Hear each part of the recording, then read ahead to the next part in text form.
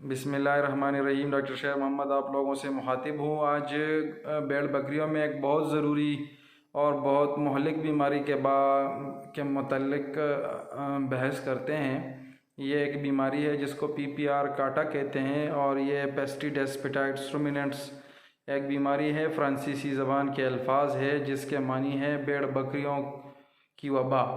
इसको गोट प्लेग भी कहते हैं। गोट प्लेग का मतलब है भेड़ बकरियों का ताउन। ये बीमारी एक इलाके से दूसरे इलाके तक या एक रेवड़ से दूसरे रेवड़ तक या एक मुल्क से दूसरे मुल्क तक बहुत तेज़ी से और दूर दूर तक फैलने वाली एक बीमारी है। इस हवाले से ये एक मुल्की और बैनुल-अक़वामी सतह पर बड़ी अहमियत की हामिल बीमारी है।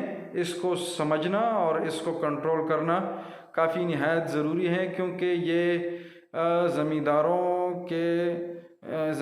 के जानवरों की जो है उसके लिए बहुत ख़तरनाक है। शरह मौत उसमें तकरीबन इस बीमारी में 80% है और ये बीमारी पाकिस्तान में 1990 में रिपोर्ट हुई है और ये गुज़श्ता कई सालों से ये बहुत ज़्यादा नुकसानात करती चली आ रही है। ये बीमारी किस वजह से लगती है? ये एक वायरस से लगती है, मोरबेली वायरस है। पैरामैक्सोविराइडी से इसका ताल्लुक़ है और इंक्यूबेशन पीरियड इसका 3 से लेकर 10 दिन तक है। जब ये वायरस बॉडी के अंदर जाता है तो जो गैस्ट्रोइंटेस्टिनल ट्रैक्ट होता है और या जो जानवर के फेफड़े होते हैं उस पे ये अटैक कर लेता है और उसमें क्लिनिकल साइन सिम्टम शुरू हो जाते हैं। ये बीमारी एक जानवर से दूसरे जानवर तक कैसे मुंतकिल होती है? मतलब एक सेहतमंद जानवर इससे किस तरह मुतासिर होता है?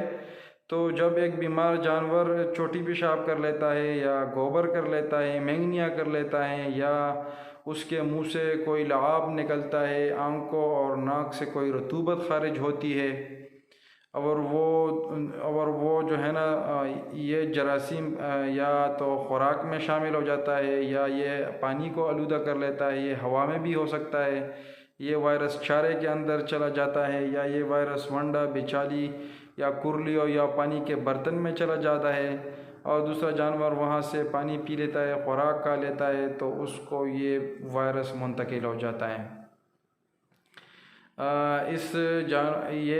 इसमें अलामात क्या क्या होते हैं, तो हम आपको अलामात दिखाते हैं कि इसमें अलामात क्या क्या होते हैं।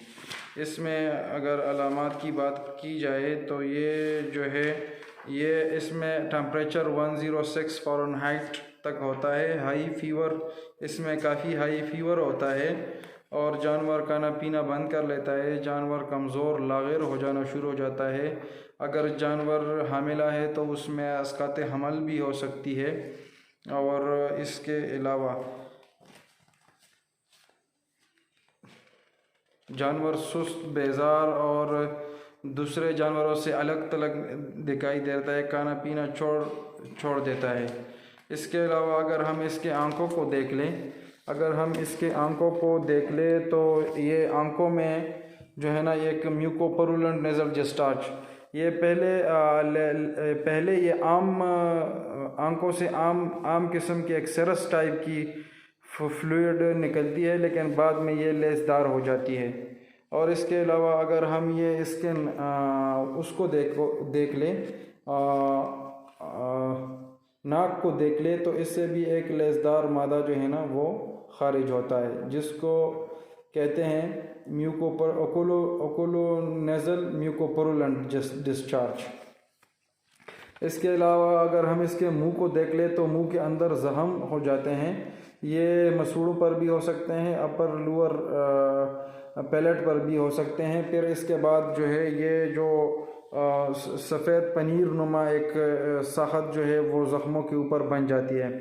तीसरे दिन जानवर को बहुत बदबूदार किस्म की दस्त शुरू हो जाते हैं, जिसमें खून की आमेज़श भी हो सकती है और चौथे दिन जानवर जो है ना वो एक्सपायर होना शुरू होता है। इसके अलावा जानवर को सांस लेने में बहुत ज़्यादा दुश्वारी होती है और शरह मौत इसमें 80% है। तीसरे चौथे दिन सब जानवर जो है ना वो एक्सपायर होते हैं। ये अलामात हमने इसको पढ़ ली, हम इसको थोड़ा फिर समराइज़ करते हैं। इसमें जानवर को बुखार होता है 106 फ़ारेनहाइट, जानवर खाना पीना बंद कर देता है, जानवर लाग़िर होता है, जानवर में अस्काते हमल भी हो सकता है, और तीसरे दिन जानवर को दस्त यानी असहाल डायरिया होता है, फिर उसमें खून की अमेज़िश आती है, डायसेंट्री भी हो सकती है, और इसके अलावा मुंह से और नाक से और आंखों से पहले पानी बहता है और फिर ये लेसदार मादे की शक्ल इख्तियार कर लेता है, जिसको हम म्यूकोपुरुलेंट नेज़ल ओकुलोनेज़ल डिस्चार्ज कहते हैं। जानवर को सांस लेने में काफ़ी दुश्वारी होती है और तीसरे चौथे दिन जानवर जो है ना एक्सपायर हो जाते हैं। इसके अलावा अगर हम इसके इलाज की बात करें तो चूँकि ये एक वायरल बीमारी है, इसका कोई ख़ास इलाज नहीं है, लेकिन सेकेंडरी बैक्टीरियल इन्फेक्शन को कंट्रोल करने के लिए एंटीबायोटिक लगाना बहुत ज़रूरी है। एंटीबायोटिक में आप ऑक्सीटेट्रासाइक्लिन भी लगा सकते हैं, टाइलोसिन भी लगा सकते हैं, इसके अलावा एंड्रोफ्लॉक्सासिन या एक्सेनल टाइप की चीज़ें आप लगा सकते हैं ताकि नमूनिया और फर्दर जो कॉम्प्लिकेशन है उसको कंट्रोल किया जाए। इसके अलावा चूँकि जानवर को बहुत हाई फीवर होता है तो बुखार उतारने वाली दवाई भी साथ में लगाएं 2 से 3 दिन तक, और जानवर की जो क़ुव्वत मुदाफ़ियती निज़ाम है वो कमज़ोर होता है, उसको कंट्रोल करने के लिए विटामिन सी की 500 मिलीग्राम की 5 गोलियाँ रोज़ाना या 125 ग्राम नींबू काट कर रोज़ाना खिलाए, ताकि उससे इम्यून सिस्टम जो है ना उसको क़ुव्वत मिले और क़ुव्वत मुदाफ़ियत उसकी बढ़ जाए।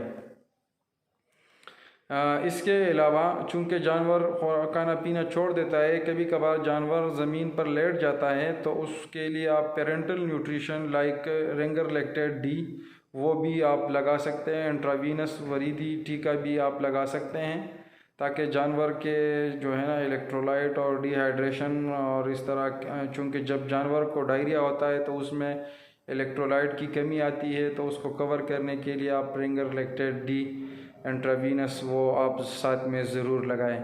और चूँकि मुंह पर और मुंह के अंदर ज़ख़म होते हैं तो उसके लिए आप इंसानों वाली जो मुख्तलिफ़ प्रिपरेशन आती हैं, जिस तरह के बोरोग्लिसरीन या सोमोजिल या इसी तरह से जो है ना सोमोजिल बोरोग्लिसरीन, ये टेराजिन स्प्रे वगैरह भी आप कर सकते हैं, और केमेनोपोर से भी इन ज़ख़्मों को आप वॉश कर सकते हैं। ज़ख़म को वॉश करना इसलिए ज़रूरी है ताकि इसमें मैगट्स या कीड़े न पड़ जाए और ये ज़ख़म कॉम्प्लिकेट ना हो जाए। इसके अलावा आप जानवरों को एनर्जी इनरिच सोर्स चीनी या चीनी नमक मिला के आप स्कंजबीन बना के मुंह के ज़रिए पिला सकते हैं। और इसके अलावा अगर सर्दियों में यह बीमारी आती है तो जानवरों को आप गर्म रखें और उसको स्वेटर या जर्सी वगैरह पहनाएं, ताकि वो जो है ना गर्मी की शिद्दत कम महसूस करे और वो ताकि वो गर्म रहे। इसके अलावा बहुत ज़रूरी है कि आप उसको या तो गंदम का दलिया दे या मतलब मकई का दलिया वगैरह आप एनर्जी रिच सोर्स खिलाएं। इस बीमारी को हम किस तरह से कंट्रोल कर सकते हैं, जो कि सबसे इम्पोर्टेंट और सबसे अहम मौजू है कि ये बीमारी किस तरह से हम इसको अपने जानवरों को इस बीमारी से महफूज रख सकते हैं। तो इसके लिए सबसे पहले और ज़रूरी यही है कि आप जो है ना हिफाजती टीके लगाएं। हिफाजती टीके XCC सबकट ज़ेरे जेल लगाते हैं और ये लाइफ लॉन्ग इम्यूनिटी देता है। तकरीबन जब हम एक जानवर को एक मरतबा वैक्सीनेशन करवाएंगे, टीके लगाएंगे, तो इससे ये जानवर महफूज रह सकते हैं। और ये बहुत सारी प्रिपरेशन वैक्सीनेशन की आती है, तो आप रिप्यूटेड कंपनी का वैक्सीन इस्तेमाल किया करें। इसके अलावा हम इस बीमारी को